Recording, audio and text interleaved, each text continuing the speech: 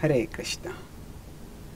Welcome back to the Mahabharata character series. We are discussing about Arjuna.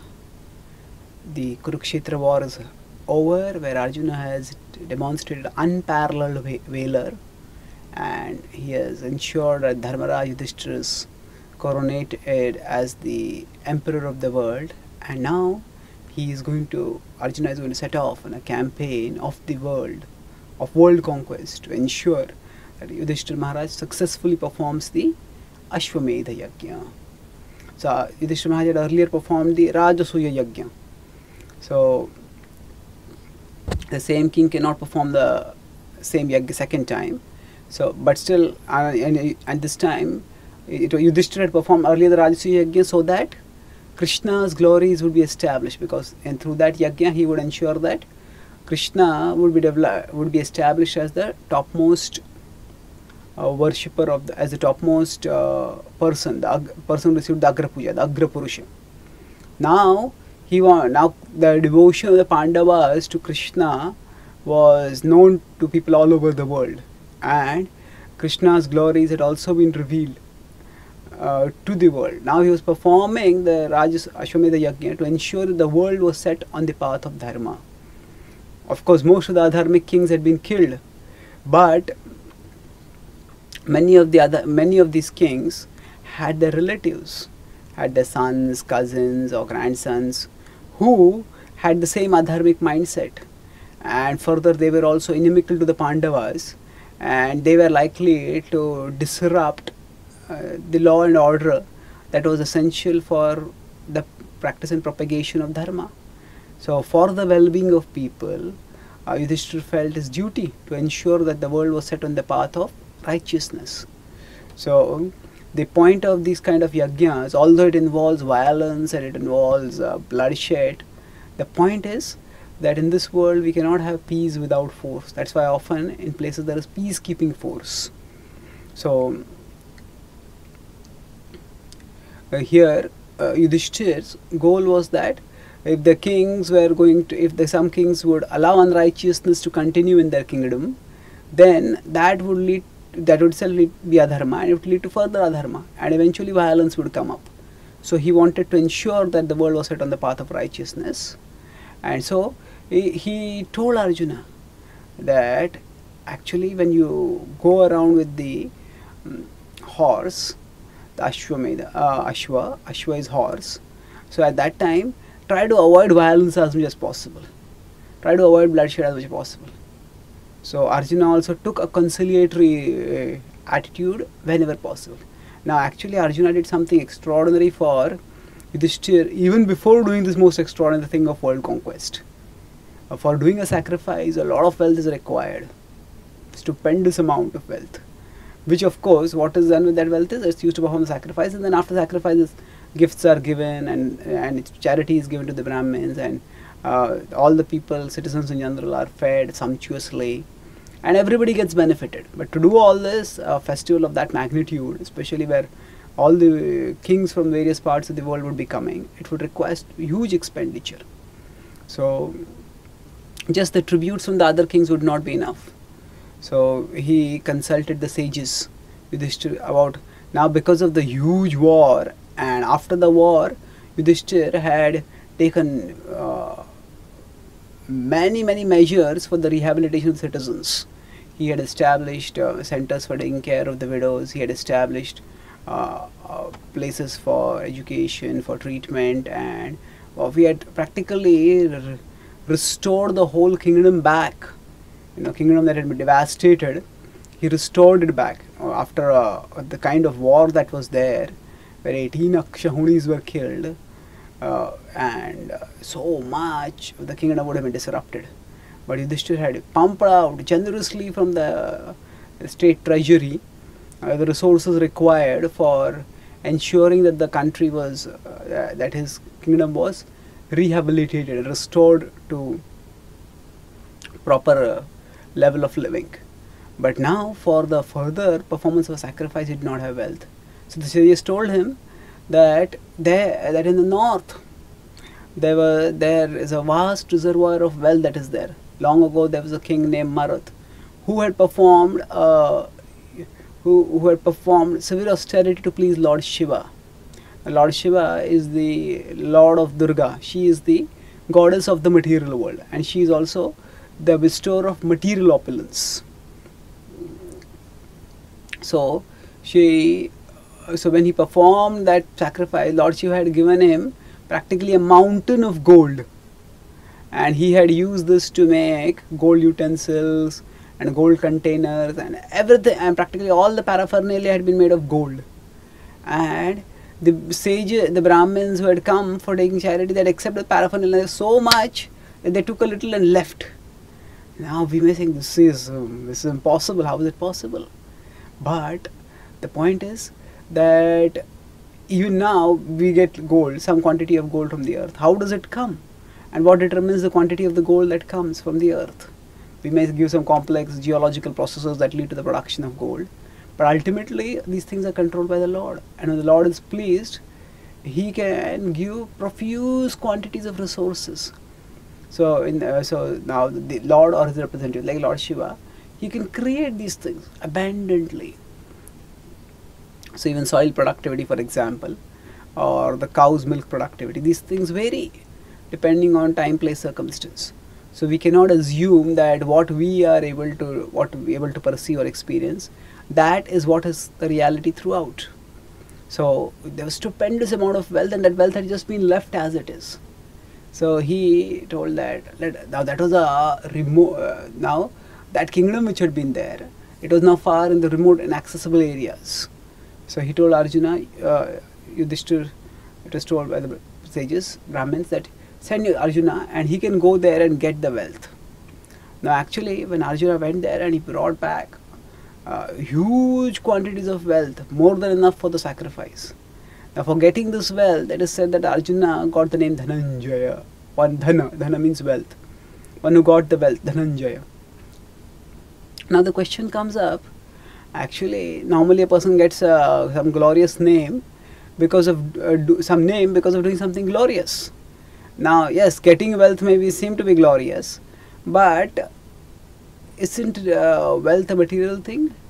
So why should Arjuna have a name based on that? And especially when Arjuna had got the wealth without really much effort, the wealth was just lying there, Arjuna went and got it. It was not that Arjuna had to fight a war, kill some formidable warriors, and then he got the wealth. And interestingly, if we see this name, if we are to say from the point of literal historical dating, that Arjuna got the name Dhananjaya because of getting this wealth, then we have a problem of historical sequencing, because in the Bhagavad Gita, Krishna uses the name Dhananjaya for Arjuna, and the Mahabharata uses the name Dhananjaya frequently for several times for Arjuna, and yet this incident is practically towards the later part of the Mahabharata. And this is the Ashwamedhika Parva. So this is practically the 14th, 15th Parvas now. So now after this there is the Parva of Dhritarashtra departing, and Dhritarashtra taking sannyas, the Pandavas departing, and the Pandavas attaining heaven. So then of course there is the Parva of the Dwarkavasis fighting and destroying themselves also. So basically but the major Mahabharata is over. So this is like a 14th Parva going on now. So here, but the name has been used Dhananjaya several times earlier also. So we have to understand that the primary dhan that is being referred to in the name Dhananjaya is not this wealth which was got. The primary wealth is the wealth of virtue, the wealth of devotion, which Dhananjaya Arjuna had throughout his life. Now Arjuna, we know that Pandu and Kunti performed great austerities for almost a year before they invoked Indra and begot a child in Kunti's womb, and that child became Arjuna, and Arjuna, as you know, is Nara among Narayan Rishi. So he said that this Nara is extraordinary person, and he had the wealth of virtue and devotion always, and that is the significance of his name. Now of course getting the quantity of wealth required for performing a sacrifice, whatever be the means by which to get that wealth, that is not easy. So actually the name Dhananjay refers not just to, so the name Dhananjay may be associated with a particular pastime, this pastime of getting the wealth, because that is also a challenging task. Even if there is no war, but still getting that much wealth from a place over there, that was itself a significant task. So Arjuna got that wealth safely and handed it over to his brother. So his name was Dhananjay for multiple reasons, and when it comes before this incident, it refers to the dhana of virtue and devo bhakti that he had. So now after Arjuna got this wealth, then Yudhishthira told him that now we will send the Ashwa. So the Ashwamedha sacrifice was that the Ashwa, the horse, will be free, and wherever the horse goes, that is where the king or the warrior who is following the warrior who is guarding the horse will go, and whichever kingdom that horse goes to, that kingdom has to accept the king who is performing the Ashwamedha Yajna, that king's authority, and offer be ready to offer tributes, to attend and offer tributes where the sacrifice is held. So that was what was the plan. Now in this case, Arjuna decided, Arjuna followed the horse, and Arjuna, now in the earlier, the Pandavas, when they had to conquer the world for the Rajasuya Yajna, 4 Pandavas went in 4 directions. Arjuna had gone north. Now this time he was to follow the horse itself, so there is no need for the other 4 Pandavas, so other 3 Pandavas apart from Yudhishthira. So Arjuna decided to go himself, and Arjuna had already established himself as a peerless warrior, and most warriors did not want to fight with him, but still there were some who wanted to fight. So Arjuna had fought and killed Susharma and his brothers, the 2 Trigartas. So he went, when he went to the kingdom of Trigarta, there Dhৃতvarman and Ketuvarman, who were the, rulers at that time, they offered a stiff fight. But despite the fight that they offered, they were no match to Arjuna. And when Arjuna defeated them, they accepted Yudhishthira's sovereignty and agreed to come for the sacrifice. Then he went further and he came to Pragjyotishapur. There, the Pragjyotishapur had been earlier ruled by Narakasura, whom Krishna had killed, and his son Bhagadatta was there, who had been killed by Arjuna, and now Bhagadatta had a son Vajradatta, and he came and fought fiercely, and after 3 days of fight, then finally Arjuna defeated Vajradatta, and he spared his life when he agreed that I will come and offer sacrifices. And then as the horse wandered, it came to Manipur, and when it came to Manipur, there actually long ago Arjuna had come when he had gone on a pilgrimage, and there he had married Chitrangada, the princess of Manipur. And then her father had said that, if you get a son, let that son become the king over here, let the son become the successor.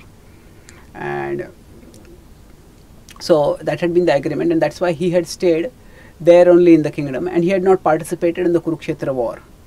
So when this his son Chitrangada and Arjuna's son, his name was Babruvahan, when he heard that his father has come to his kingdom, he came out to welcome his father, and he offered his respects and expressed his pleasure and his honor that his father had come to his kingdom, invited him to the palace.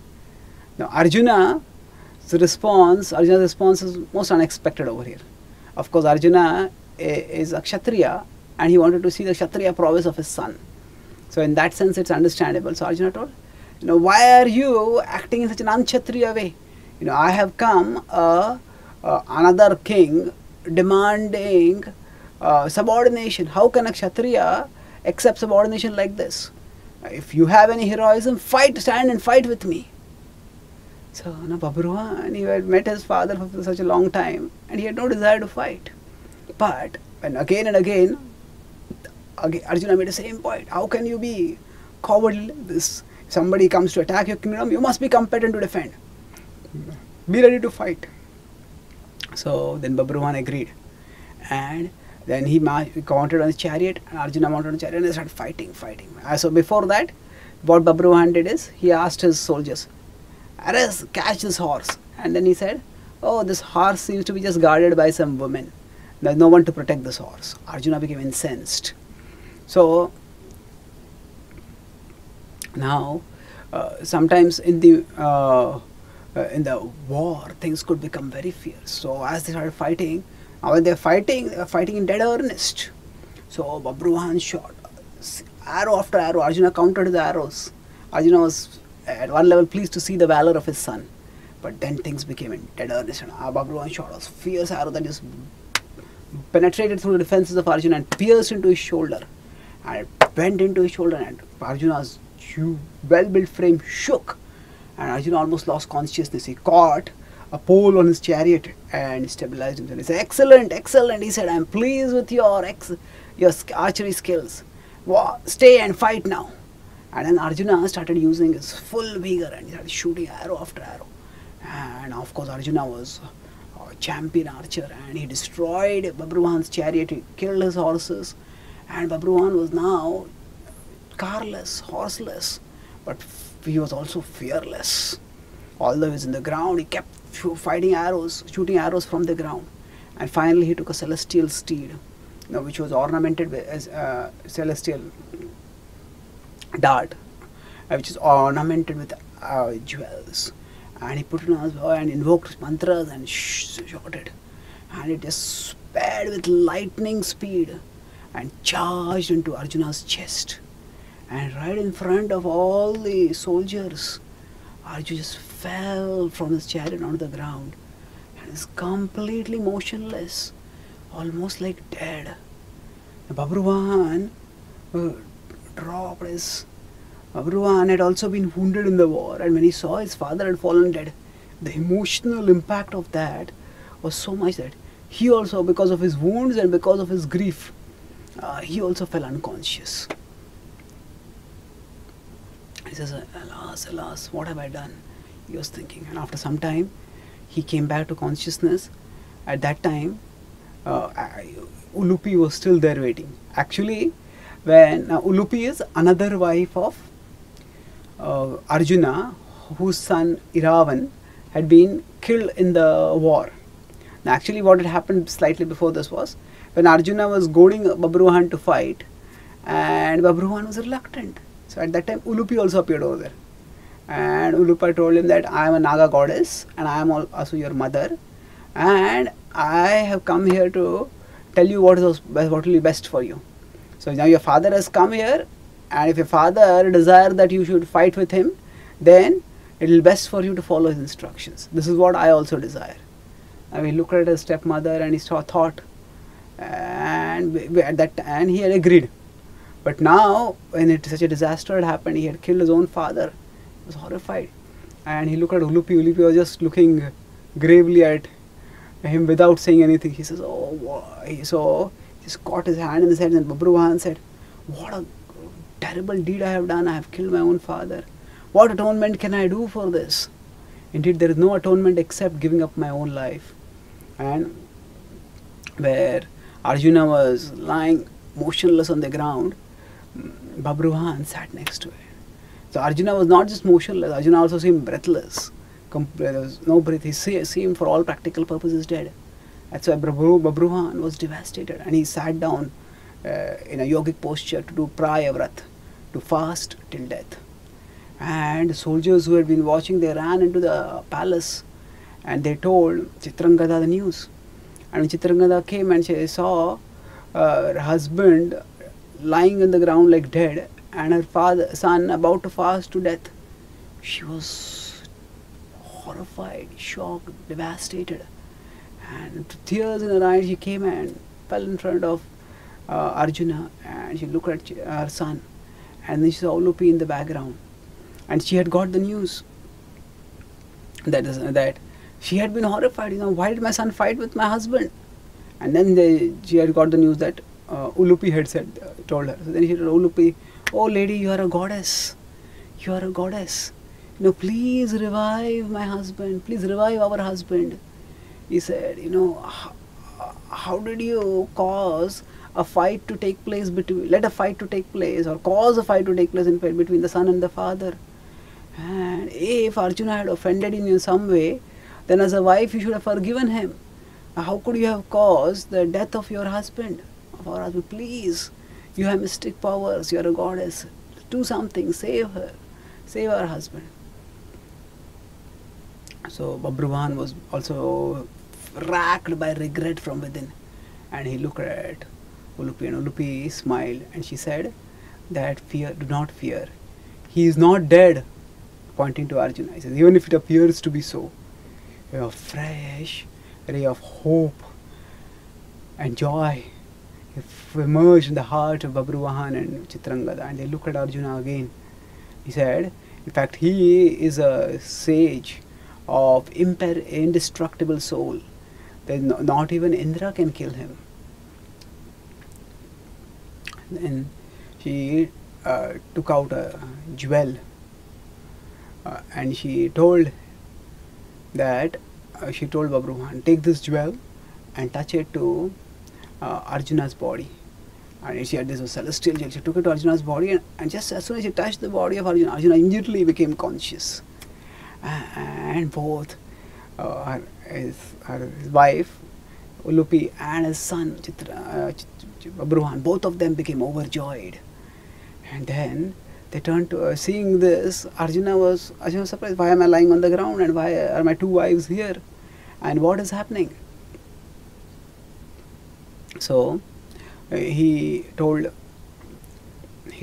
at them and he said no. He said, then they explained, Babruvahan explained how he had shot an arrow and he killed, and then how he had been revived by a jewel. So they turned to Ulupi and asked, what is this jewel? Then Ulupi told the story. She said that, I heard that Ulupi used to live in the waters. So she was associated with the waters, and then once she was near the Ganga, at that time the Vasus had come.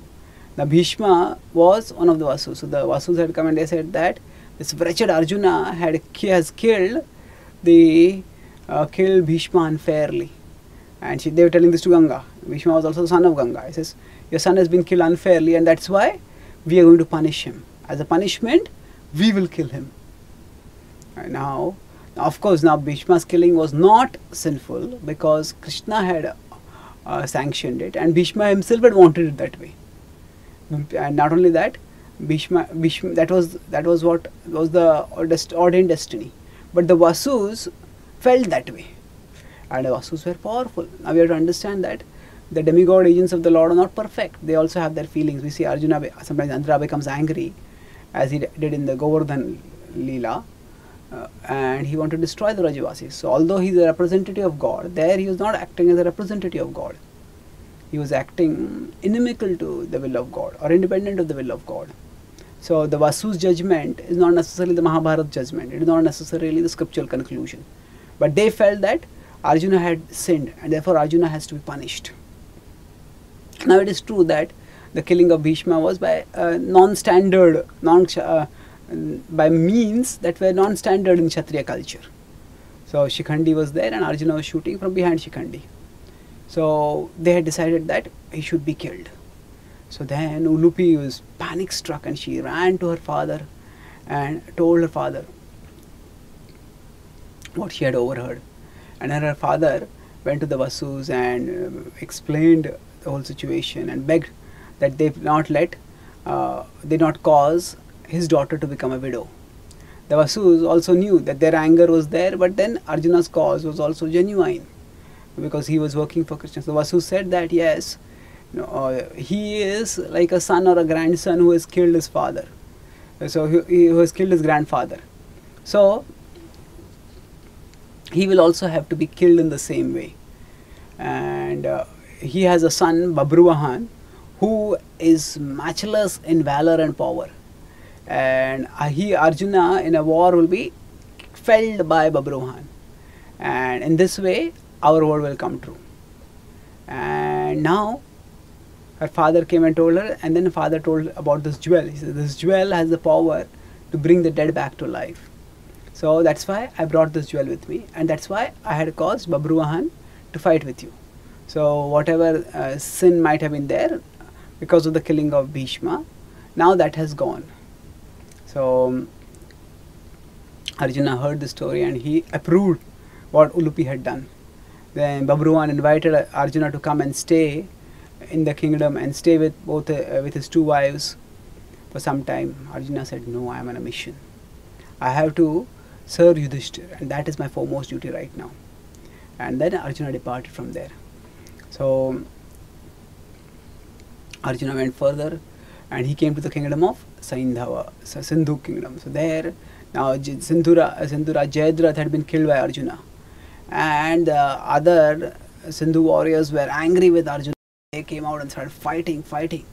Now they were there. They were empowered by anger, but anger is no match to skill, and Arjuna was grinding them down, slowly destroying them. So seeing this, Dushala, hearing this, Dushala was the sister of Duryodhana, and she came running out and she brought a small baby with her. And she said, "Oh Arjuna, stop, please do not fight." He says, "See this child." He says, the father of this boy, the son of Jayadrath, when his father, that Jayadrath died, Jayadrath's son also gave up his body in grief. And now this child who has no father or grandfather, will you kill his other guardians also and destroy the whole Sindhu race? So seeing this, hearing the words of Dushala and seeing the tender child, Duryodhana, fie on the Kshatriya, fie on Duryodhana who has caused such destruction in the world. He said, he got off his chariot and he consoled Dushala, and Dushala signaled to the warriors. He said that, arrive at agreement with Arjuna and please do not fight. And then Arjuna made a peaceful settlement.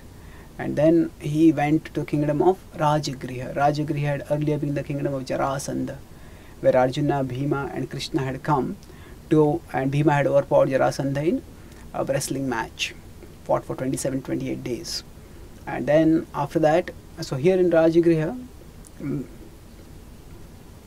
Meghasandhi, the son of Jarasandha, was boy, but according to Kshatriya codes, he fought, not accepting the Arjuna's Yudhishthira's sovereignty passively, and they fought fiercely. But soon Arjuna overpowered him, and then he agreed to offer tribute to Yudhishthira. And then Krishna, in the meanwhile, came from Dwarka, and Arjuna had gone practically all around, and Krishna gave news that Arjuna is just coming, is on his way, and Yudhishthira made full preparation for the sacrifice, knowing that Arjuna had succeeded in the campaign of world conquest. And then Arjuna came and he brought almost an endless supply of tributes, and when the eventual sacrifice was performed, there was practically nothing that was not of gold, and all the attendants, the citizens, the guests, they were astounded to see the opulence.